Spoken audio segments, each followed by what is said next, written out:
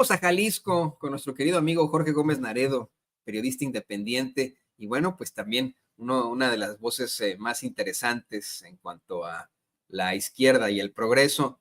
Jorge, bienvenido a Sin Censura. Hace tanto que no platicábamos, ¿cómo te va? Hola, ¿cómo estás? Sí, hoy no se habían dado las cosas, pero ya estamos acá de nuevo en Sin Censura y muy contento, querido Toño. Oye, pues vamos a hablar, ¿qué te parece de la supremacía constitucional, de este decreto? Pero antes de que vayamos a ese tema, creo que es importante analizar lo que escuchábamos hace unos momentos por parte de la senadora del Partido del Trabajo, Giovanna Bañuelos, una oposición bien desdibujada, bien derrotada, bien desesperada, ¿no? Lo hemos estado tratando una y otra vez.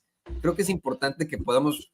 ¿Qué te parece si tú y yo analizamos, vemos y le compartimos al público consentidor de Sin Censura estas imágenes inéditas de un Alito Moreno que o está psiquiátrico o es muy histriónico, va hasta el lugar del presidente de la mesa directiva del Senado, Gerardo Fernández Noroña, a gritonearle pues estupidez y media, exigiéndole que le dé la palabra, diciendo, tú siempre hiciste esto, no, no. Noroña podía gritonear cuando era legislador, Noroña pudo haber en su momento sido muy incisivo en sus debates, pero nunca se le fue a poner así a un presidente de una mesa directiva, ni en la Cámara de Diputados, ni en la Cámara de Senadores. Mira nada más esto que mire, de verdad fue pues parte de los videos virales de anoche, ver a un Alito Moreno desencajado, enfermo, psiquiátrico o bien histriónico. Miren nada más. Respetado siempre para que nos des la palabra. Así ha sido. Ese es un tema, nada Si más. no necesitas, senador Alejandro Moreno, vaya a su curul y dígame desde su curul. Dígame desde su curul lo que no me ponga el dedo encima, no me ponga el dedo encima, no me ponga el dedo encima. Respeto a la presidencia, respeto a la presidencia, respeto a la presidencia, respeto a la presidencia. No me toque, no me toque. Continúe la secretaría con los asuntos de la agenda. Continúe la secretaría con los asuntos de la agenda. No mientras no lo hagas bien. Hazlo desde allá. Respeta, presidente. Respeta, presidente. Se han agotado los asuntos de la agenda, presidente. Muy bien. Primero.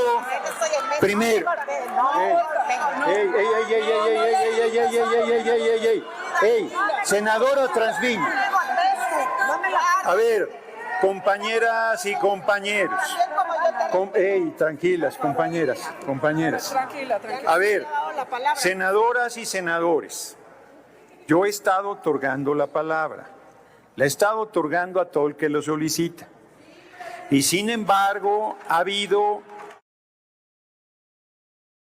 Bueno, ahí se cortó, pero ahí hablaba Noroña de cómo es que efectivamente, pues a quien le pide la palabra se la da. Y esto fue una evidente provocación, pero insisto, ¿no? Va desde, querido Jorge Gómez Naredo, un problema evidentemente psiquiátrico. Mira, yo no soy psicólogo, psiquiatra, yo mi título lo tengo como periodista, ¿no? Pero sería muy neurótico, ¿no? Ver que esto es pues una persona verdaderamente enferma o un cínico descarado que fue ahí a hacer un teatrito, a exhibirse, ¿no? Como una oposición, como bien decía la senadora Giovanna Bañuelos, desdibujada y derrotada. ¿Qué opinas, Jorge? Sí, bueno, este hecho, ¿no? Las imágenes que vimos desde ayer en el Senado de la República, donde él todavía dirigente del PRI y además, bueno, senador de ese mismo partido, va a la presidencia de la mesa directiva que está encabezada por Gerardo Fernández Noroña y pues prácticamente lo enfrenta, con su dedo pues toca la mano de Noroña y Noroña también responde, porque al final Noroña no representa solamente a un senador dentro de la Cámara de Senadores, ¿no? Sino que representa a la presidencia y esos elementos pues se deben de respetar porque pues es parte del protocolo y es parte de la convivencia que se da dentro de las cámaras, ¿no? Ya sea la de diputados o la de senadores. Pero más allá de eso, a mí lo que me parece es que esta actitud de Alito evidencia lo que es la desesperación de la oposición en general. La oposición no ha entendido o no ha querido entender o simplemente no rechaza la realidad que se vivió en el país el 2 de junio, en las elecciones, donde Morena y sus aliados lograron pues la mayoría en los congresos y después lograron la mayoría calificada en el Senado con la adición de un diputado. Entonces, eso está, o sea, es decir, la mayoría calificada la otorgó la gente por las reglas que existen actualmente. No hubo ninguna violación a la normativa, ni hubo un fraude, ni chanchullo, ni nada, sino que dentro de estas reglas se le otorgó, la gente le otorgó a Morena y a sus aliados la mayoría calificada.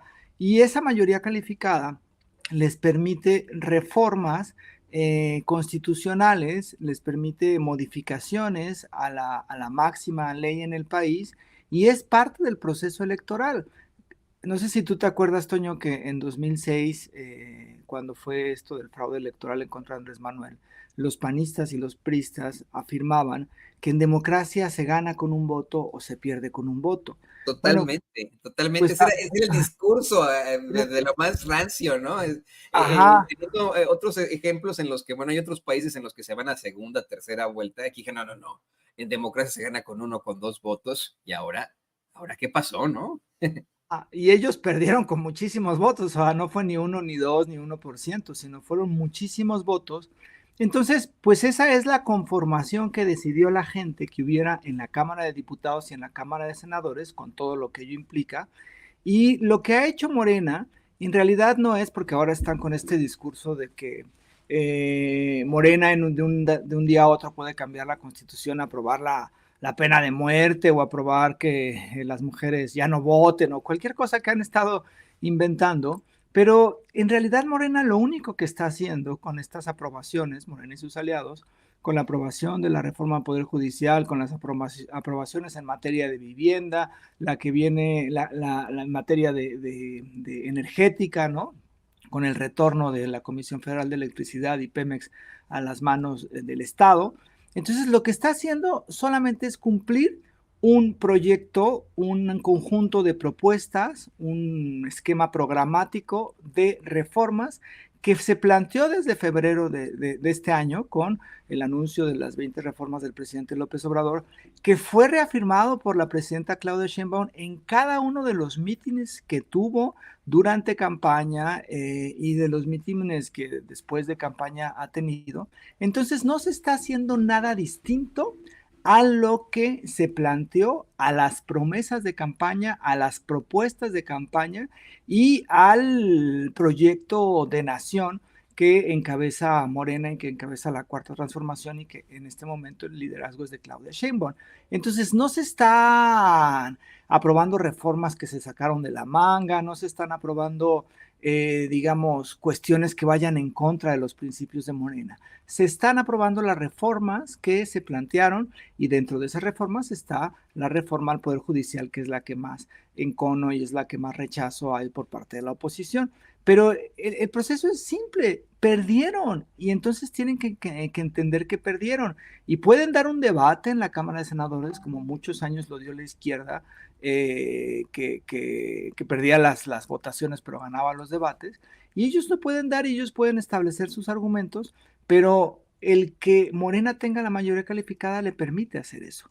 Ahora, esta ley, por ejemplo, la de la supremacía constitucional, pues es una reforma que se hace por la intentona del propio Poder Judicial, intentona que buscaba violentar la Constitución, porque la reforma ya no es una propuesta, es una constitución, o sea, ya pasó al plano constitucional.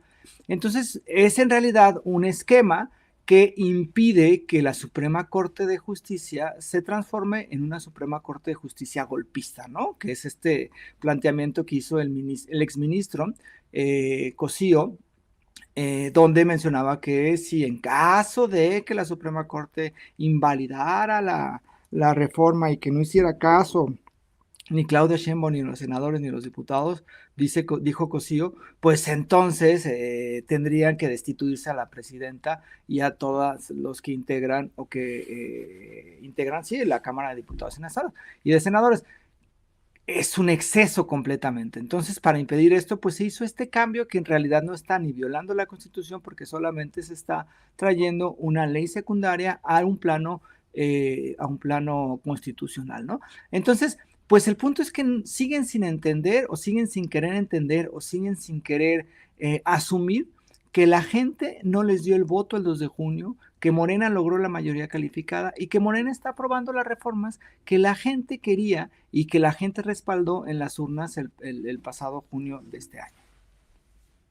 Sí, y además es que hay que comparar a los personajes, hay que comparar las situaciones, como bien mencionabas, Jorge. Hay que ver lo que ocurría en 2006, 2012, de cómo es que ellos se salieron con la suya, además con tantas infamias.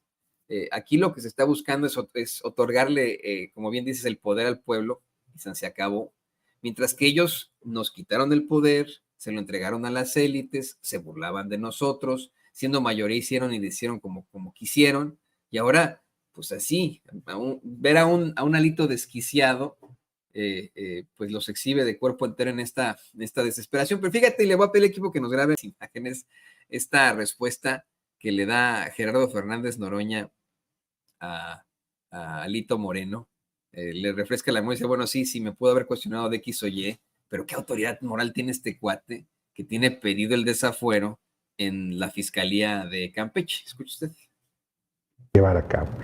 Y además, el desafuero de Alejandro Moreno está solicitado, está en la lista de los 512. Está en la lista. Porque lo solicitó en su momento la Fiscalía de Campeche, si mal no recuerdo. Entonces, ya está solicitado. Tiene que desahogarlo la Cámara de Diputados. Está entre los pendientes. Y francamente yo creo que deberían hacerlo, ¿no? Pues mira, Jorge, querido público consentido, a lo mejor en el candor del momento, luego de este escandalito al que se enfrentó Noroña, a lo mejor puede decir esto, pero sí, ¿no? ¿Quién es Alito para cuestionarle qué a nadie, ¿no? Un Alito Moreno que efectivamente se ha acusado de una serie de irregularidades en Campeche como gobernador, al que le salieron propiedades, pero hasta debajo de la lengua propiedades, pero bueno, hasta al estilo la mansión de Michael Jackson en vida, ¿no? Ahí Neverland.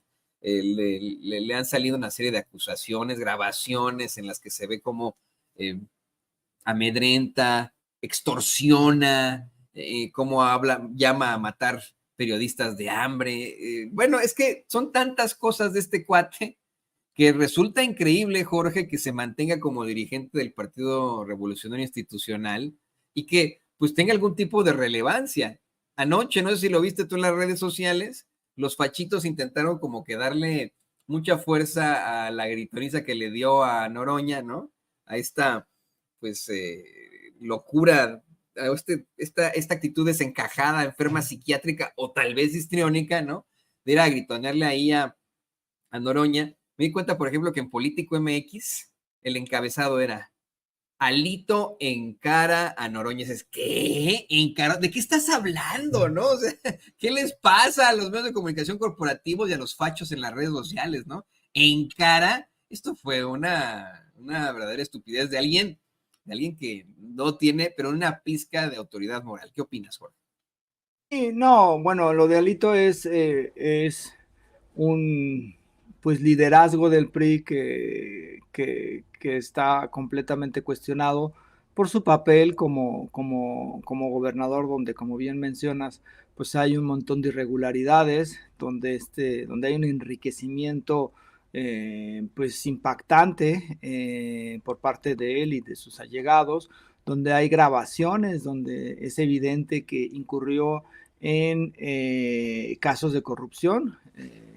La gobernadora Laida Sansores los hizo públicos, y no solamente un audio, sino varios audios, donde se pudo vislumbrar pues la forma de operar de Alito, la forma de operar o la corrupción que en realidad ha seguido a este personaje en los cargos que ha tenido. Ahora, bueno, pues tiene fuero, sigue dominando al PRI a pesar de los cuestionamientos que dentro del propio PRI se hicieron a su presidencia. Pero al final creo que esto también demuestra la incapacidad de la oposición para crear liderazgos distintos a los liderazgos que ya están estigmatizados como parte de la corrupción o como parte del saqueo que durante años hicieron estos partidos, el PAN y el PRI, a México. O sea, el PRI, ¿qué liderazgos tiene el PRI, no? Estaba viendo que estaba ahí en las imágenes Alito, y atrás de Alito está esta senadora también que era creo que es de Sonora, ¿no? Que creo que también entró por la vía, si no mal recuerdo, plurinominal. No, y perdón que te interrumpa, además que agreden ahí a la senadora Lucía Trasviña, que simple y sencillamente puso ahí a cubrir, ¿no? Y la agreden y todavía sale el muy cínico y de Alito y el PRI en lo general a acusar a Lucía Trasviña de que ella es la violentadora aquí, ¿no? No, está Sí, cabrón. no, es absurdo porque además pues es un show, ¿no? Lo que montan. Pero a lo que voy es que la oposición no ha logrado tener liderazgos distintos a los liderazgos que están, digamos, ya estigmatizados como parte del proceso de corrupción y de decadencia que vivió la clase política hace algunos años. O sea, ¿quiénes son los liderazgos del PRI, no? Alito. ¿Quiénes son los liderazgos del PAN? Anaya. Entonces, esta incapacidad de la oposición para reformularse en un contexto distinto al que estuvieron hace unos años, pues es eso lo que nos trae pues a estos personajes que solamente pues quieren mantener su status quo y además pues continuar ejerciendo la corrupción en los pocos espacios donde ya tienen injerencia, ¿no?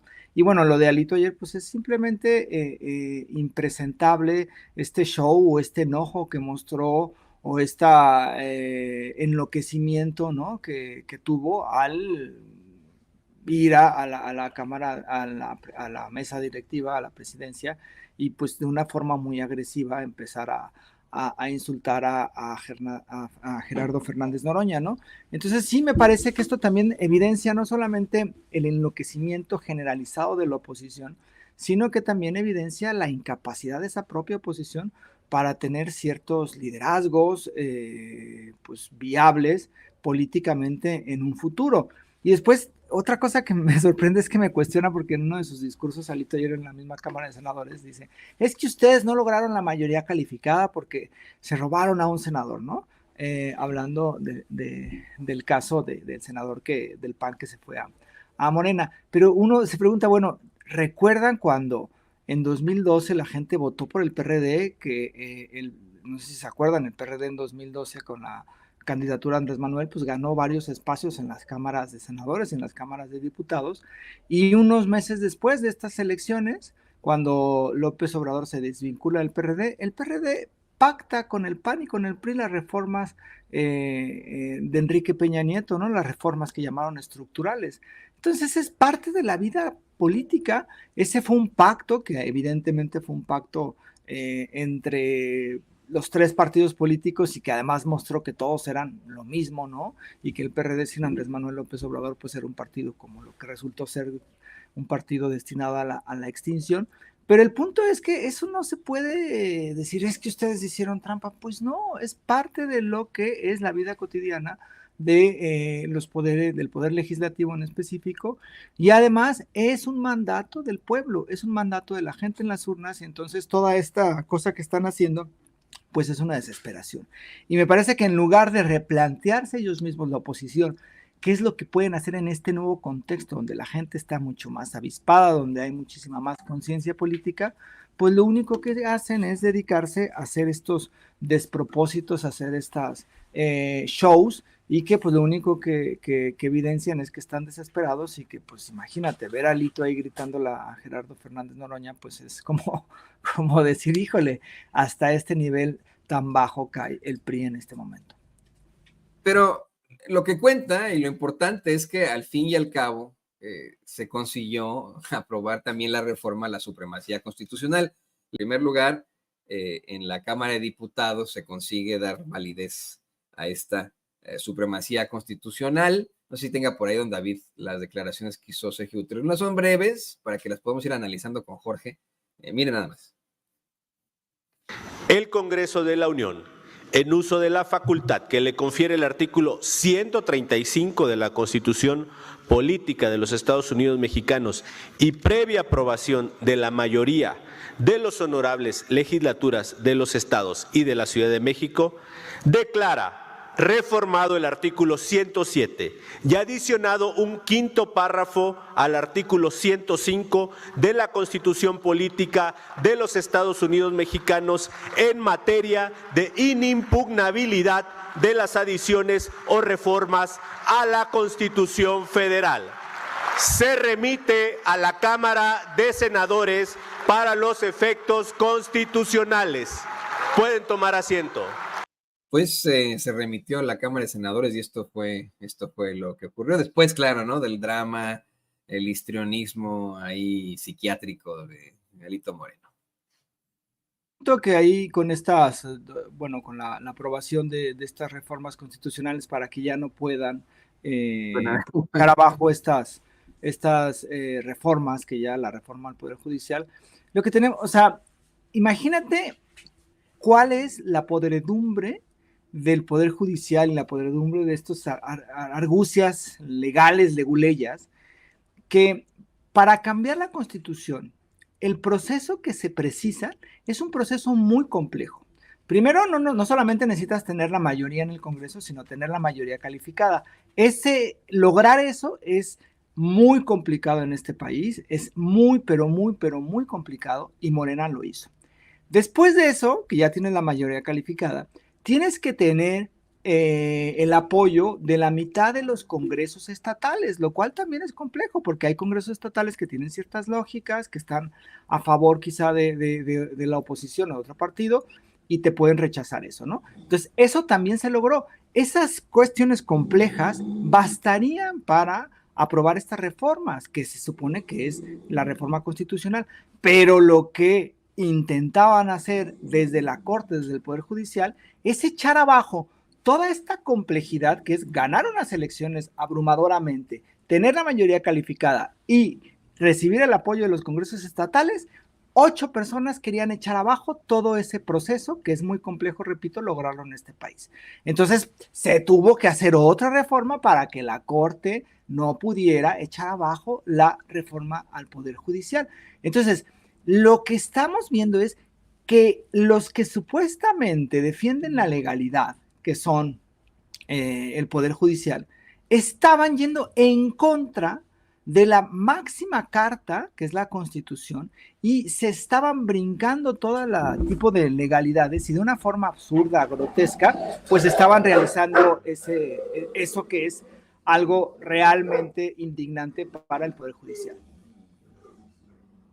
De hecho, ¿qué te parece que vemos también como ya ahí en el Senado efectivamente pues se consigue precisamente declarar esta validez a la supremacía constitucional, insisto, ¿no? Después de un historialismo impresionante psiquiátrico de Alito Moreno. Vamos a ver esto porque al fin y al cabo le quiero comentar al público consentidor, a ti, querido Jorge, pues ya anoche también la doctora Claudia Sheinbaum publicó en el Diario Oficial de la Federación el decreto sobre la supremacía constitucional y pues ya ahora sí que, como dirán por ahí, se la Pérez Prado los que querían de alguna u otra forma tirar la reforma judicial.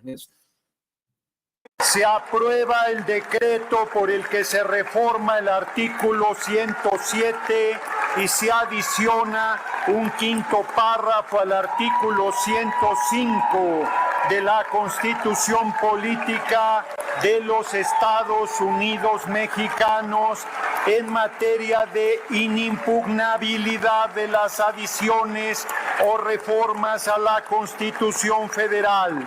Se remite al Diario Oficial de la Federación para su publicación. La presidencia seguirá atenta para recibir las resoluciones que emitan otras legislaturas de los estados sobre este asunto, mismas que se integrarán al expediente. Es un día inédito y es un día histórico.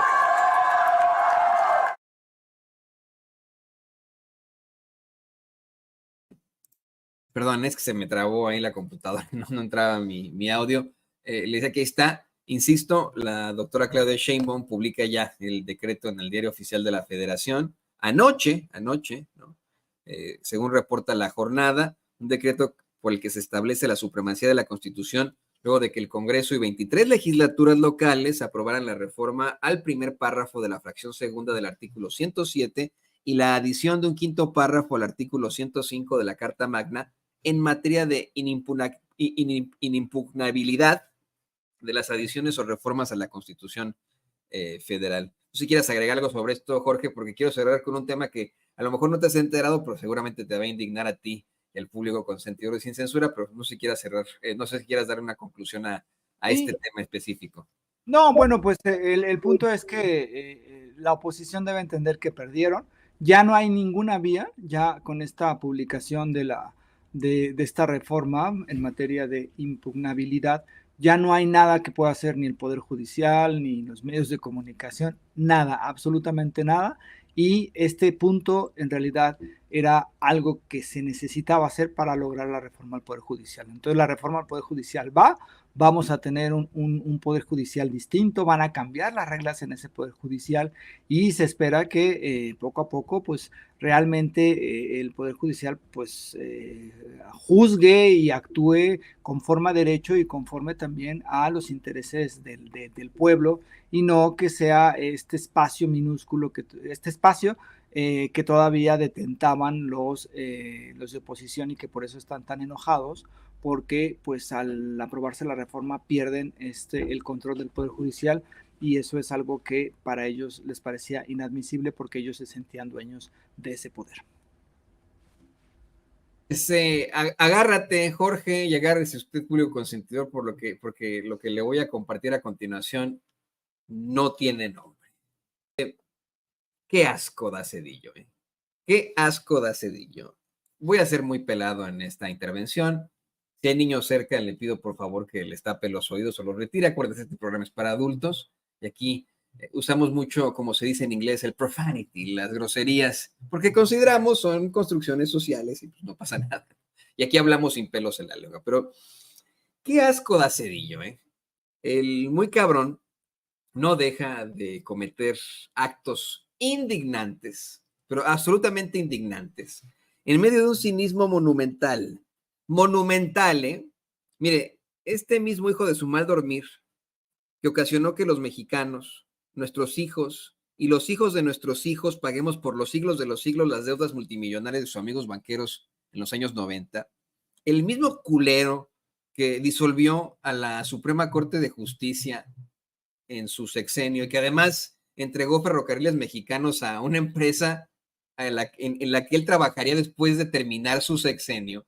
Este desgraciado que tiene en pantalla y al que le seguimos pagando una pensión por su gestión, me parece que al frente del Banco de México, creo. No sé en qué estuvo, pero los mexicanos le seguimos pagando una pensión a este desgraciado. Esta momia neoliberal y conocido traidor vendido llamado Ernesto Zedillo acaba de publicar una columna en el Washington Post de lo más indignante. La presidenta de México está enarbolando una crisis constitucional. O sea, es que está de loco, ¿no?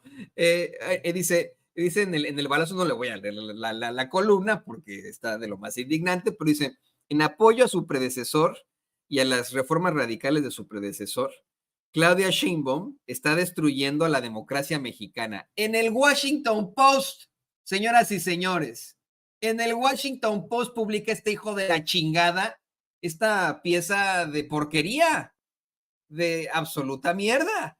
Este cínico desgraciado que en su sexenio disolvió a la Suprema Corte de Justicia y que destruyó la democracia de México, ¿no? De muchas maneras. Ahora sale con que la doctora Claudia Sheinbaum está provocando una crisis constitucional. Quítame, por favor, el micrófono, Jorge, porque me la voy a pasar diciendo pura peladez. ¿Qué opinas de todo esto? No, bueno, el caso de Zedillo ya es un caso de un expresidente, como bien lo dices, un cínico que hizo mucho daño al país. Hay que recordar que en materia económica. Hay que recordar que también encabezó, ¿no?, actos de represión, que en realidad pues él fue el que aprobó, el que planteó esto del FOBAPROA, ¿no?, de convertir la deuda de unos cuantos banqueros, de unos cuantos ladrones, en una deuda de todos los mexicanos. Entonces, y además que después de haber privatizado los trenes, ¿no?, pasa a ser asesor de una de las empresas con las cuales trabajó para la privatización de estos trenes. Entonces, evidentemente, pues no tiene ningún tipo de calidad moral para venir a hacer ello. Pero lo que están haciendo pues es esta campaña internacional, especialmente en el extranjero, porque antes era muy común, ¿no?, de que si un medio de comunicación extranjero, especialmente estadounidense, hacía una crítica a una figura pública, entonces tenía razón ese medio extranjero. Eso cambió mucho con Andrés Manuel López Obrador y evidenció también a esos medios.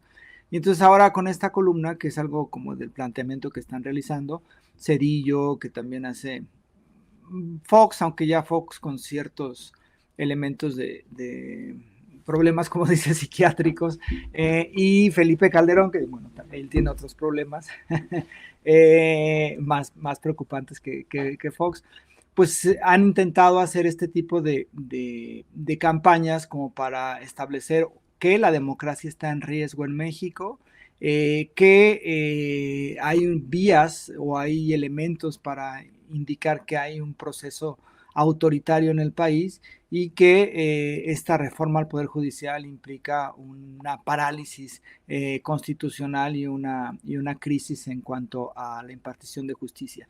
Todo esto son al final puras mentiras y una campaña, una estrategia de desprestigio hacia la reforma y evidentemente hacia el gobierno que encabeza la doctora Claudia Sheinbaum, ¿no? Pero pues es algo que ellos hacen y ellos han realizado, y cada vez su voz tiene menos impacto en el país, cada vez se le toma como lo que son unas voces de personajes que deberían de estar ya en el basurero de la historia. Y pues que Cedillo diga eso, pues en realidad es una especie de honor, ¿no?, que este personaje tan ruin esté en contra del proceso que se está viviendo ahora en México, pues indica que vamos por buen camino.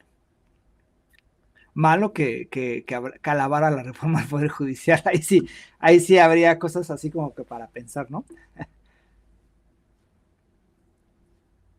Sí, no, y además, a ver, este es el ídolo de los tecnócratas neoliberales, pero sobre todo de los fachos, ¿no? El lugar al que va Ernesto Cedillo, el lugar al que lo veneran como si se tratara de una deidad, pues personajes como don Vargas Llosa, ¿no?, por ejemplo, personajes de la más baja calaña, como bien mencionas, Jorge. Y eso es lo problemático, que el tipo tiene una cátedra en Yale, ¿no? Y más bien debería estar dando cátedra en la Yale, ¿no?, en la cárcel, por todas las irregularidades que le acusan, pero pues él tiene supuestamente su cátedra en Yale, ¿no?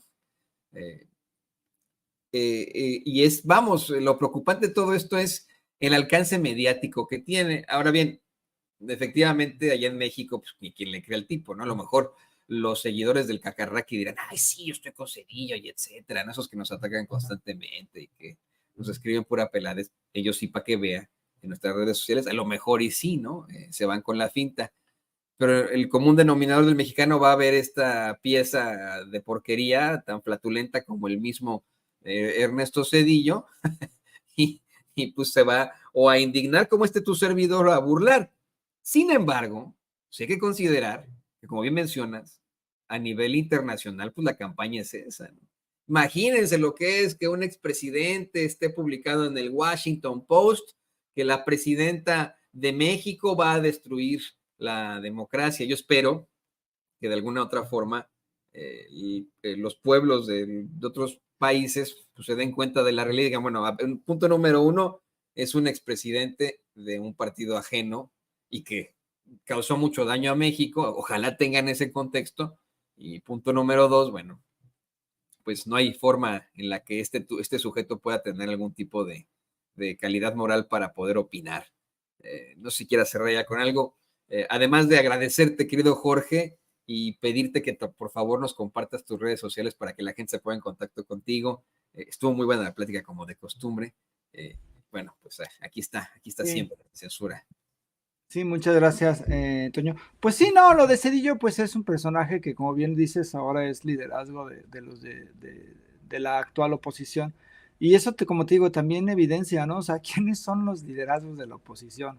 Alito, Cedillo, Ricardo Anaya, Vicente Fox, Diego Fernández de Ceballos. O sea, están en una crisis, están, como decía la senadora, o sea, no tienen ni pies ni cabeza estos en la oposición. Y pues que Cedillo sea ahora su líder ideológico desde el extranjero, pues evidencia que tienen graves problemas en cuanto a que no tienen ni proyecto de nación ni idea hacia dónde van.